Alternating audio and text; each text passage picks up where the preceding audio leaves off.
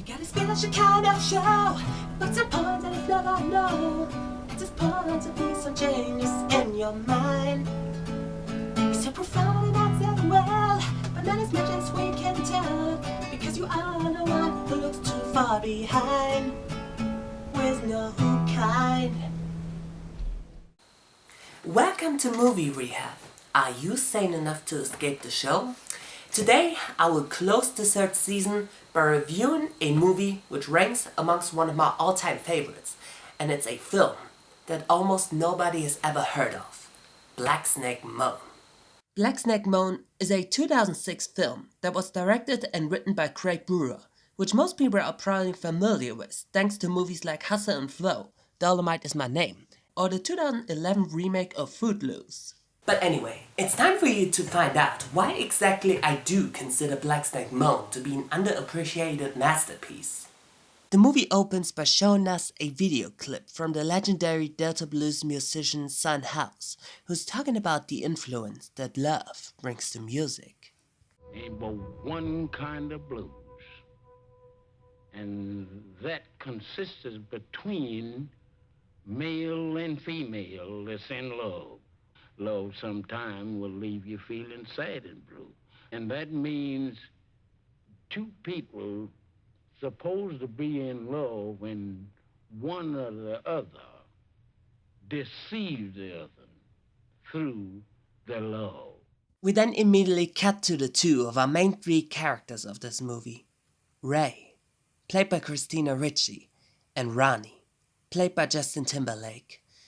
The love they represent for one another gets expressed by one of the most passionately beautiful acts of everything that presents life in its purity. This movie contains several nude and sex scenes, well, at the very first half at least. But this short little scene right here portrays the act of love in one of the most passionate yet most poetic ways I've ever seen on screen. I've barely watched any other movie that could depict the pure soul of love in a way that Black Snake Moan does. Ronnie then takes care of his luggage when suddenly, out of nowhere, he has to throw up, with Ray being by his side. Oh, baby, baby, it's okay, it's okay. Oh, it's okay, it's okay. The reason why exactly he had to throw up in the first place is something that we'll get to later on. Meanwhile, we cut to our last main character, Lazarus, played by Samuel L. Jackson. His soon-to-be ex-wife Rose wants to leave Lazarus for his brother, and even though he's trying his best to win her back, she then immediately makes it clear that she doesn't want to have anything to do with him anymore. I don't love you no more.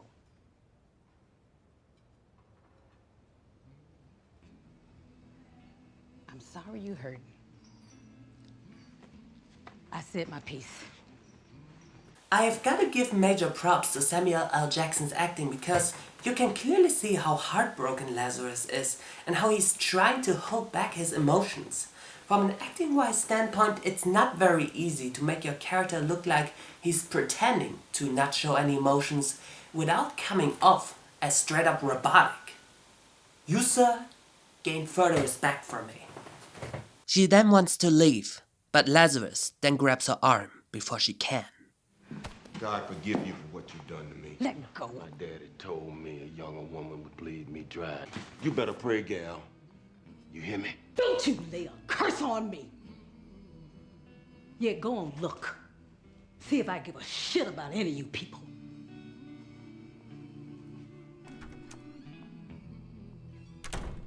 Next, we cut back to Ray and Ronnie. The latter is about to leave their home for deployment with the 196th Field Artillery Brigade, much to the frustration of Ray. Ronnie then tells Ray that he got something for her. See, both these watches are gonna beep at the same time, every night. So no matter how far away we are, we'll be thinking about each other. Hey, look at me. Look at me. I gotta believe we can do this. I ain't gonna make it. Okay. He then kisses her goodbye and then drives off with the help of his friend Gil. Ray then desperately tries to catch up with Ronnie.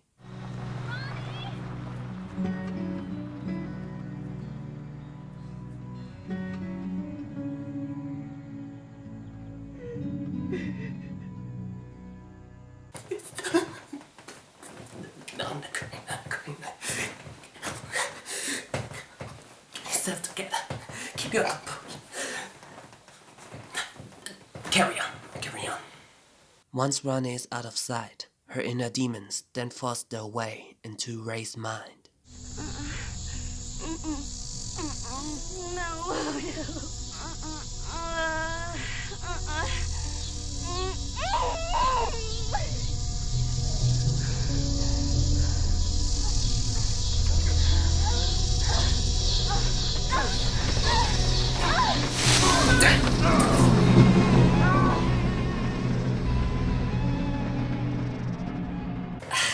Freaking smash cut!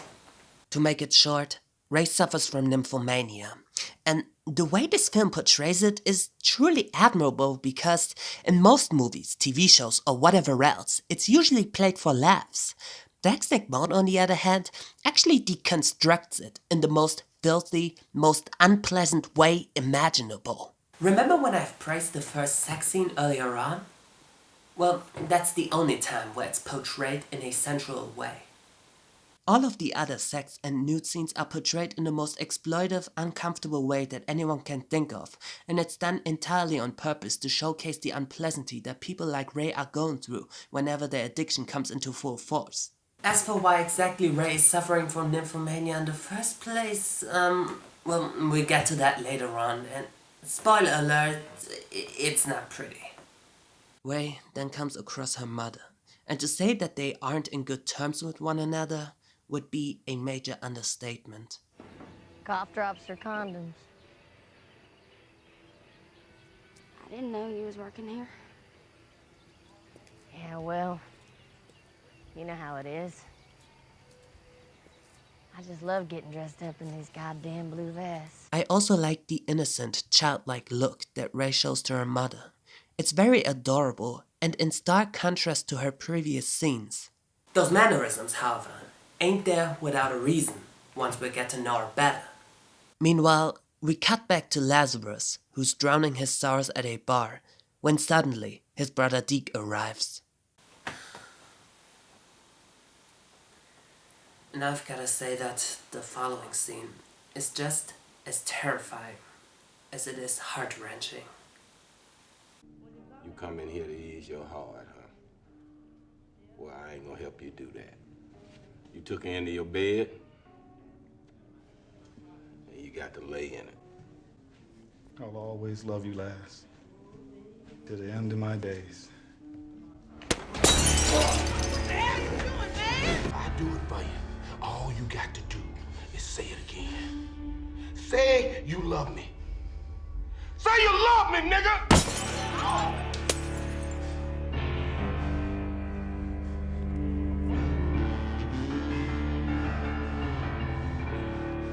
I actually side with both of them. Lazarus has all the right reasons to be pissed that his now former wife has cheated on him with his own brother, especially if you put his Christian roots under consideration. But I also feel incredibly sad for Deke because he still loves his brother, and you can clearly see the look of guilt and sadness in his eyes right after the cold rejection that he received from Lazarus. This scene really gets me every time. Meanwhile, Ray attends a party with some friends of hers where she's trying to displace her sorrow of Ronnie's absence by getting drunk, doing drugs, and having sex with a random guy. Though whether or not it's under her consent is another question, considering how on one hand she's a sex addict, while on the other hand she gets dragged to the ground. During that time, we see Lazarus trying to displace his own frustrations by playing guitar while singing along with his tune. The entire sequence mirrors the rough times that both of our main characters are going through, and it works in a very effective way. Later on, she gets picked up by Ronnie's friend Gil. He then stops at the middle of the road to take advantage of her drunkenness and lust for sex. I mean, I've heard people say you'd fuck a tree if it was handy. I can see that.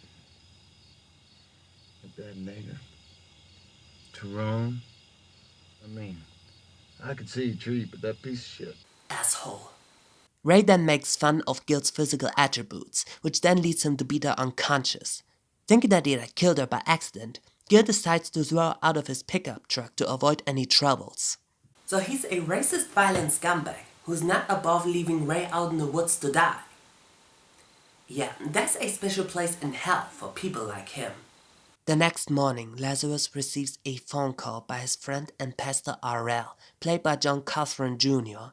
He tells him that he'll be there for him whenever Lazarus needs to talk to someone to deal with his situation. Lazarus then takes out the trash, and this is where he comes across the unconscious body of Ray.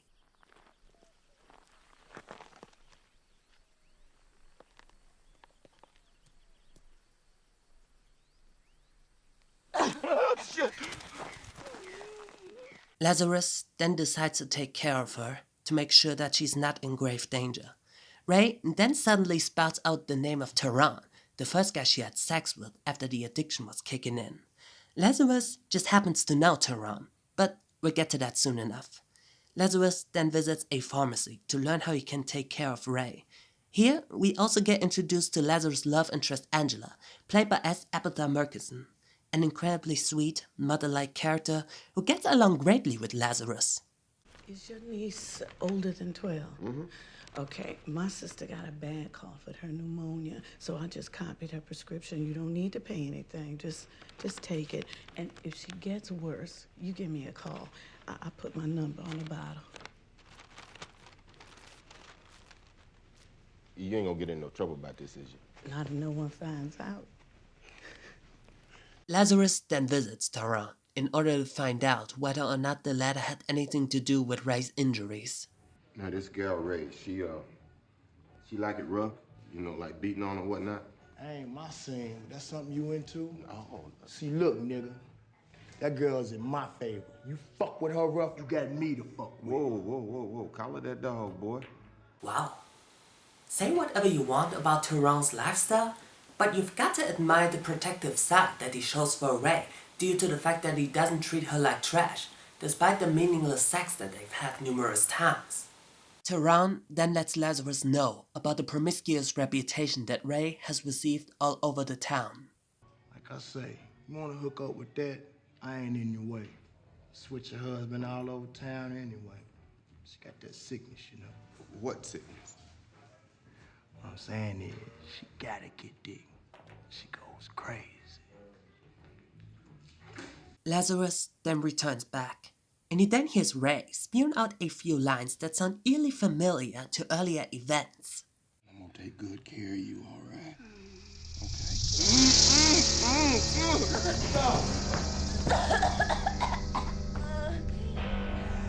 Lazarus. Lazarus. Kill me. Say I give a shit about you people. After that, Lazarus then tries to cool down Ray's hot temperatures by pouring in some cold water with ice cubes inside his bathtub. I know it hurts. You gotta break that fever. I ain't gonna let you die. I ain't letting you die. Now breathe. Come on. Breathe now. Calm down. There you go. You cooling off already. It's bonus time! In this deleted scene, we have a very poignant moment that extends the feeder bathing sequence of Lazarus reading highly encouraging words of the Bible. I really like this scene, as it adds further depth to Lazarus' character, and it's such a shame that it got cut out. The only reason I could think of, aside from the pacing, would be that the character development of Lazarus could end up being less effective as a result. Though, to be honest, having this scene removed ain't a big loss for this movie. Later that night, we see Ray crawling around the vegetable fields, desperately trying to search for Ronnie, indicating that she's in a hallucinating state. To drive the point further home, the clock that Ronnie gave to her just happens to ring as well.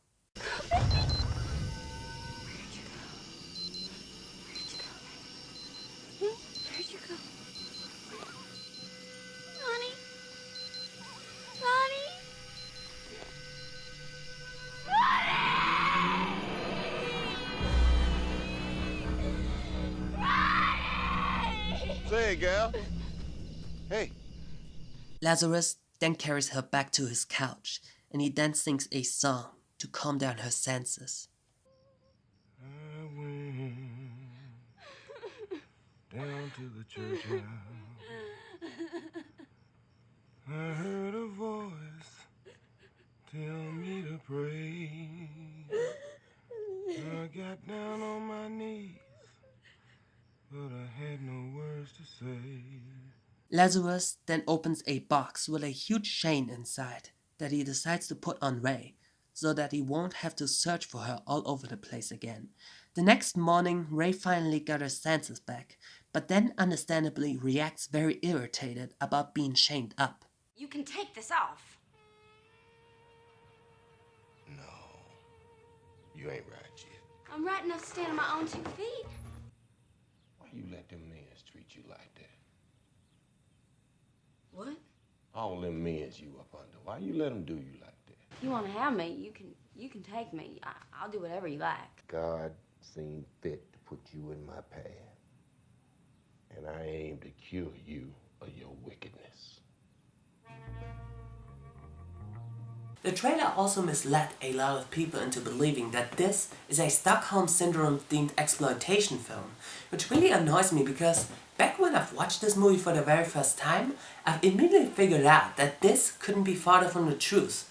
The trailer also made it look like Lazarus was a psychopath who would keep Ray trapped in his home because he's out of his mind or something. But as you can clearly see, in this movie he's preventing her to escape so he can attempt to help her get rid of her promiscuous lifestyle. And he also sees this as a sign to get rid of the inner demons that they both carry inside of them. It's true that Lazarus holds Ray at his home against her will, but he only does that because, while most of her injuries are healed, her inner wounds, which includes her sex addiction, well, they aren't. And it's safe to say that a sex rehab sure ain't present there, considering that this movie is set at a small town.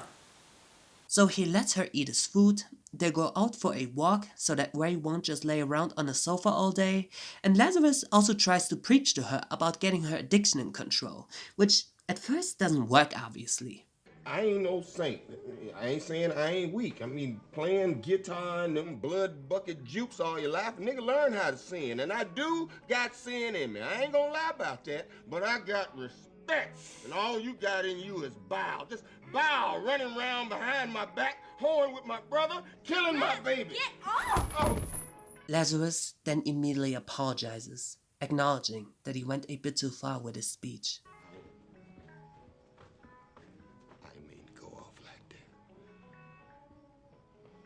Lazarus' motivation is questionable, that's for sure. But this movie actually portrays both sides in the right, and it adds further sympathy to both of them as the film goes on. The next day, Lazarus buys Ray some new clothing, and he even meets Angela again, and he rewards her with some homemade food and body lotion. Speaking of Ray, she tries to kill the time during his absence. This also happens to be the moment where Lincoln, a teenage boy who works a bit for Lazarus, comes over to get some butter beans that Lazarus promised him earlier in the movie. Ray tries to fight her inner urges while hiding from him. At first, it seems to work. Until...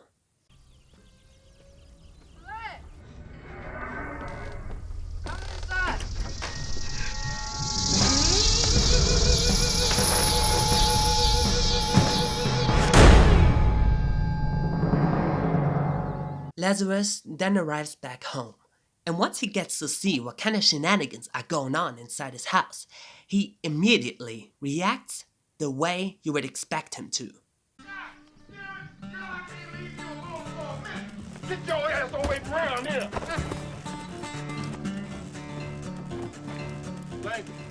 Lincoln! Lazarus' friend RL then comes in for a visit. Lazarus tries to get him out of his lawn to hide Ray from him. He sees through his bluff, however, and then learns about Ray right afterwards. A half-naked white woman chained up in your house? Now look here, I found that girl beat on and left for dead out out in the road. I just have brought my her ear, you know. home. Lass, I know that gal. She had a whole mess of crabs and STDs. What you thinking? I swear on my mama's grave, Ariel, I ain't touched that girl. You call the sheriff on this? Ariel. Now put yourself in my place. You're out here by yourself with a, as you said, half-naked white woman love to fuck. Now, I done been toe-to-toe with the law in this town a heap of times just for being black and nearby. Lazarus then pleads for RL to stay. I'm fixing steaks for supper. I expect you to stay. So that Ray has somebody else that she can talk to. He also finds Lincoln again, and he apologizes for his behavior, feeling terrible for what he's done. This then immediately leads to a pretty nice moment between the two. What happened up yonder at the house? That wasn't your fault. Ain't a young man alive could have kept his pants on that girl in heat like she is. So,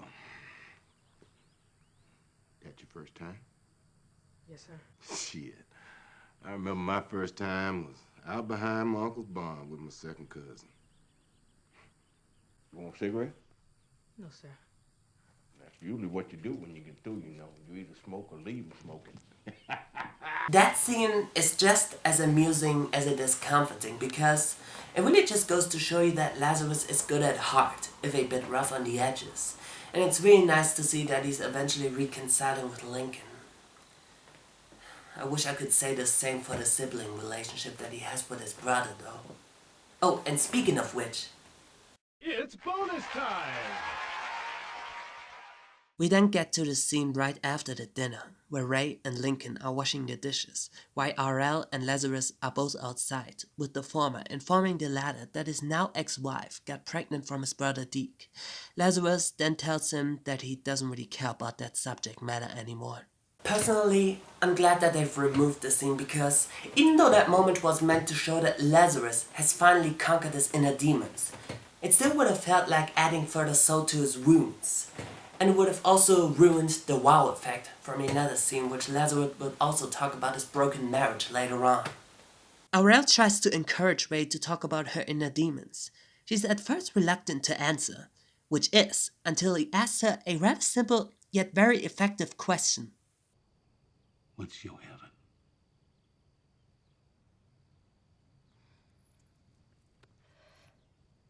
Ronnie. Yes, Ronnie is finally back, and he meets up with Gil at a bar. And after they both dealt with an asshole who basically called Ronnie a coward from returning back this early, we learn the reason as to why exactly he returned back in the first place. Something happens when I get around loud noises. I get shaky and start to lose my breath. They called it anxiety. Severe anxiety. Anyway, they sent me home. Ronnie and Gil then arrive at the former's home. And after Ronnie couldn't find Ray, he then expresses genuine concern because he knows about her traumatic childhood, in which she got molested multiple times by one of her mother's boyfriends, which then eventually led to Ray's sex addiction. You had to go and fall in love with the school slut. Hey, I know about how she was like. Hey, I was the only one she talked to about it. How she's abused. And seriously, this movie depicts nymphomania in one of the most authentic ways ever put on screen. Hypersexuality usually gets portrayed comically in most stories, and there's nothing wrong with that. But it's very refreshing to see a movie that gives us an uncensored look at the dark and painful side of it, accompanied by the unnerving sound of crickets chirping whenever Ray is suffering from a relapse. It really makes you feel sorry for poor Ray, and I've got to give major credit to Craig Brewer for not shying away to show us the unpleasant side of this mental sickness. I also have to give praise to Justin Timberlake's performance. Whenever somebody likes to bring up how good his acting skills are, they would usually refer to The Social Network. And I do agree that his performance as Sean Parker was pretty good. However, I think that this movie allowed JT to go even further with the vocal and facial emotions of his character. And it's his performance in Black Snake Moan that convinced me how much of a talented actor Justin Timberlake truly is. In order to cover up what he did to Ray, Gil tries to convince Ronnie to block her out of his mind due to her sex addiction, but the latter then informs him that she was able to control her urges ever since they got together. Gil, being the remorseless asshole that he is, then tells him about her promiscuous behavior during Ronnie's absence, while also inserting a terrible lie to the story, just to add further salt to the wound. First weekend away. You's off playing soldier on Saturdays? I come over, drop off spare keys like you want me to. You weren't gone 2 hours. And she was aching to get me inside of her. Don't you think it's funny I know where everything in your house is? I don't care if that hurts you or not. I really don't. Truth is, I don't even know who you are anymore. Gil then has to learn the hard way that it's not a good idea to bully an experienced ex-soldier.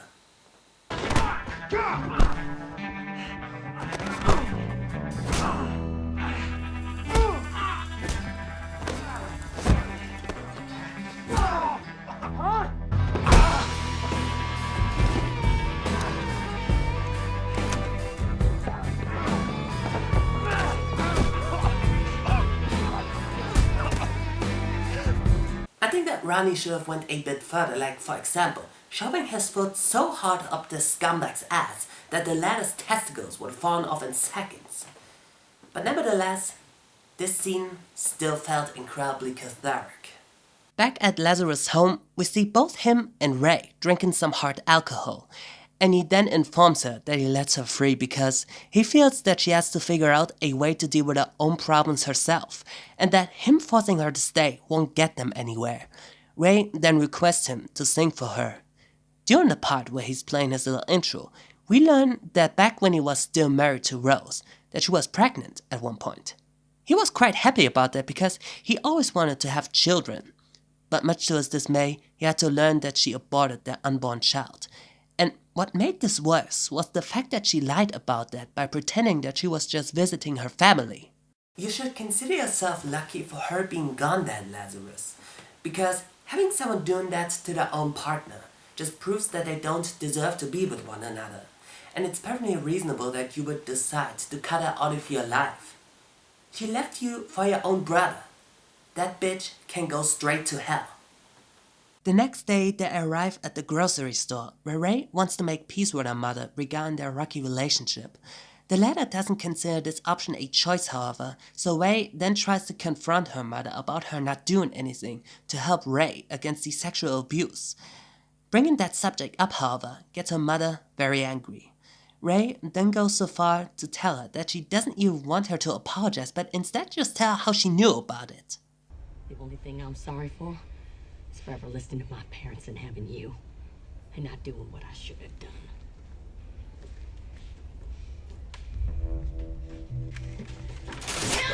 No, you goddamn liar! Jesus! Lazarus then immediately gets wind about what's happening inside the store, and he then gets inside to be there for Ray. This is also the point where Angela finds out about who Lazarus' quote-unquote niece is. Turn her loose, goddammit!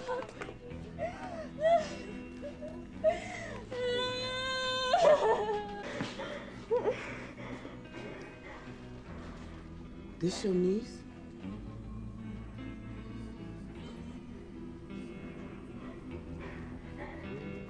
That moment just perfectly exemplifies how much of a broken bird Ray truly is.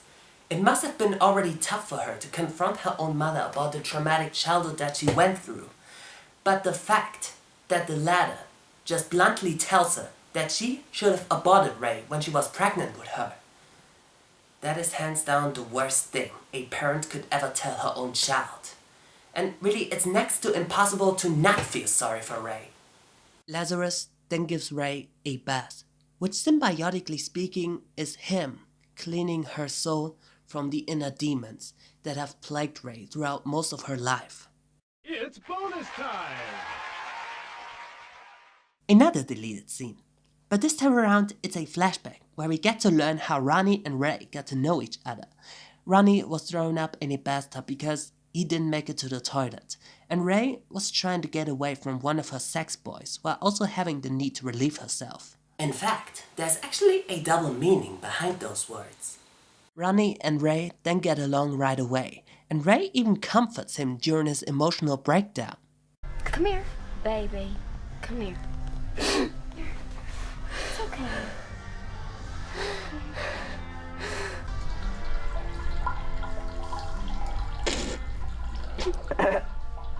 I'm sorry. That's the double meaning I was talking about. The moment they've opened up to each other was a relief on both sides. It's amusing, sweet, and very clever. That being said, however, I do like this scene, but I don't think it's a great loss that it got cut out. Nevertheless, I still highly appreciate the brilliance behind the writing. Lazarus decides that he and Ray should visit the bar from the beginning of the movie, where she can join in the party. Lazarus, meanwhile, brings his old bandmates back together so that they can provide the music for all the guests around there. I think it's time for me to talk about the music of this film. So what are my opinions about it? I just love the soundtrack of this movie. To further elaborate on my thoughts, I'm a huge fan of blues music, and it also makes sense if you think about it. One of the earliest examples of rock music comes from Elvis Presley, and rock back then sounded a lot like blues because it actually was inspired by said genre. But as the decades went on, the rock genre would develop its own original sound that would eventually spread into multiple other subgenres, so it would easily explain my love for blues, since it is a genre that would go so far to inspire the music that I love. There is another reason for that as well though. As someone who's not quite prone of hip-hop, other genres from black music culture that I do like and which I think most people need to be more aware of, also deserve more acknowledgement out there. Whether we're talking about blues, jazz, soul, funk, they're all groundbreaking genres that left such a huge impact on our musical culture, and it's such a shame that it barely gets recognized anymore. So I gotta thank blues music for inspiring the mere existence of the entire rock genre, and listening to some blues from time to time really makes me feel like I'm part of the crowd listening to an actual live performance. And that's the true beauty about music. It makes us feel. Ray and Lazarus are about to enter the bar when suddenly this happens.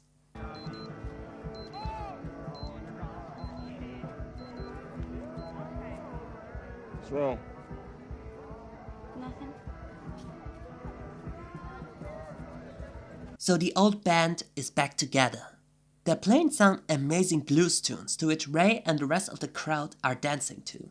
Little does Ray know, however, that she wasn't one bit mistaken about the ticking sound that she previously heard.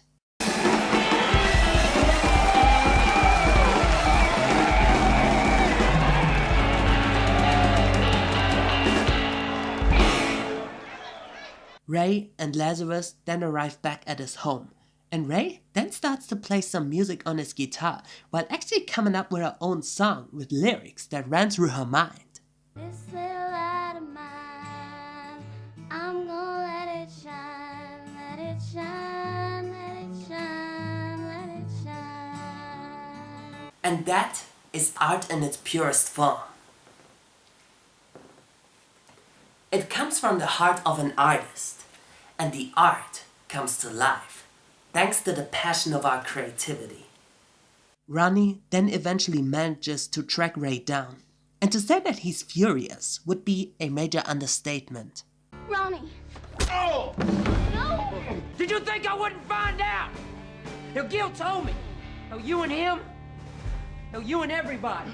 No! Shut up, bitch! Shut the fuck up! Lazarus, however, manages to keep his cool, and he decides to use his words to prevent the worst from happening. Hey, you want to kill a man, all you need is a reason, right? Been all over town, giving up that switch you thought was yours. Shut up. Give all your love to one woman, she give it to another man. She'll know you a man, a real killer. Don't say that to me. You gonna do it. Go on. Do it! Ronnie. Notice yet again the vocal and facial expression of JT's character You can clearly read into the pain and suffering that Ronnie is going through, and it proves that yet again, that Justin Timberlake truly deserves more love and respect for his acting talents. This then immediately leads to a scene where Ray and Ronnie are talking about what makes the relationship strong. The moment itself is both sweet and sad at the same time, and you know what? I'll just stay quiet for now and let them both do the talking since I couldn't put it into any better words. What Ray did for me was fix me. I think we're fucked up. Both of us. I mean, I know I am. But that don't mean that what I feel isn't real. That I can't love somebody. I know that how I've been and what I've done is real, real bad.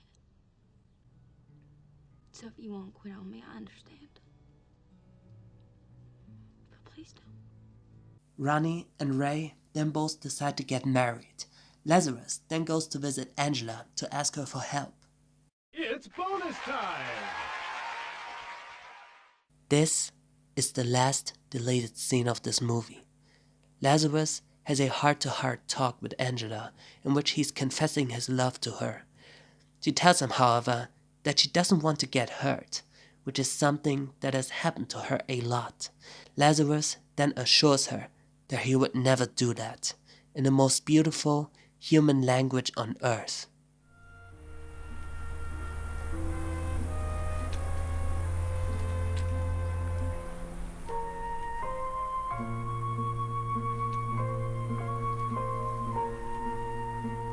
This is the only scene that shouldn't have been removed in my opinion.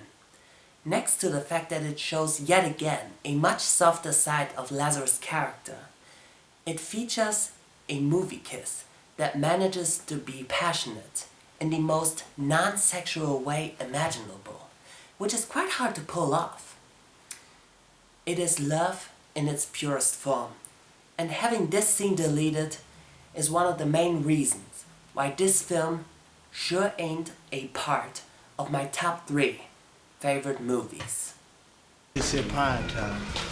Think you got what you're looking for.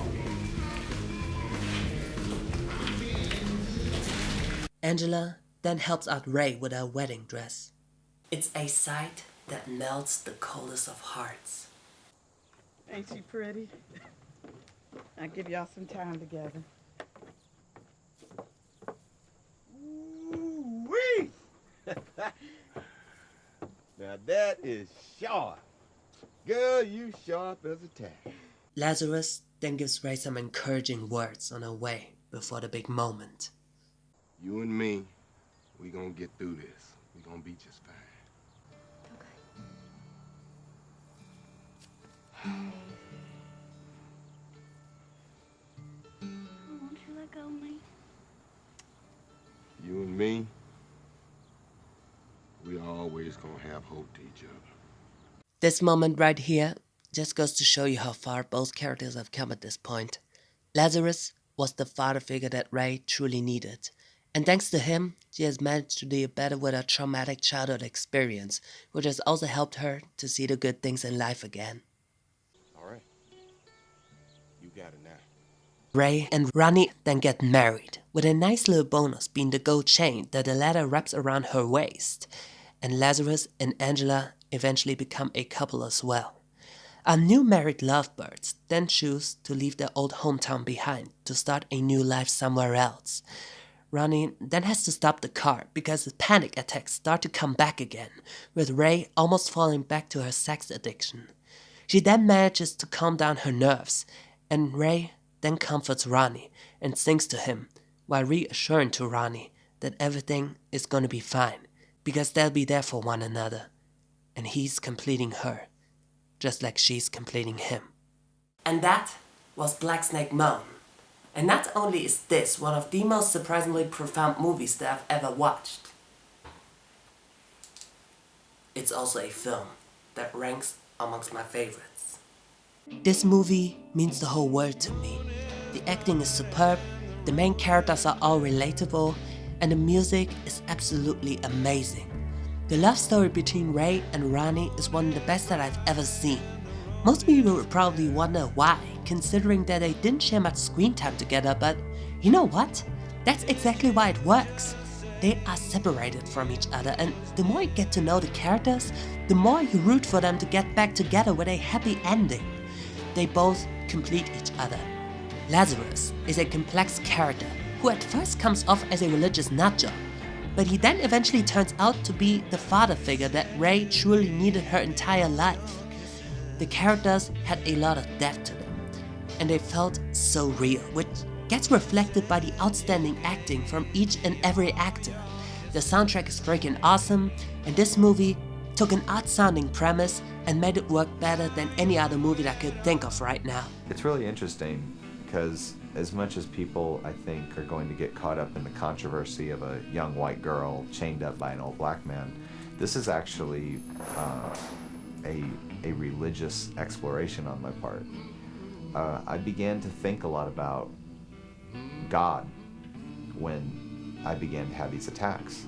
And that's what the radiator is. It's meant to be stronger and immovable. It's faith, it's family, it's community. But it's giving you only so much chain. You know, it's giving you know, no matter how far away you get, it'll tug back at you. If you haven't watched Blacksnake Moan yet, then I highly recommend you to check it out. It's a movie that, in my true opinion, really deserves more love. I hope you enjoyed this review, and at last I gotta say that Season 3 has finally come to a close. I just want to thank each and every one of my fans for their loyalty, and it's great to see how far I've come over the years. This journey sure ain't over yet. Don't mistake my words as your own opinion, and have a free mind of your own. Always remember that.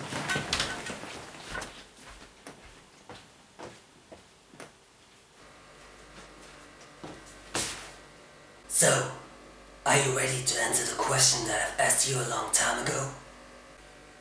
Yes. What's your answer, my friend? I haven't figured out how to get a more frequent schedule yet. But I think I'm slowly on my way there. I wish you good luck with that, Zach. Thank you, Barnabas. Anytime, my friend. As much as we're having fun with this movie and there's this crazy imagery and music and all this tension and everything, really it's about two young kids who are learning how to be chained to each other when they have to go out in the world alone. A world that's full of pain and temptation, and how do we hold to each other. And I think the way we do that is with unconditional love.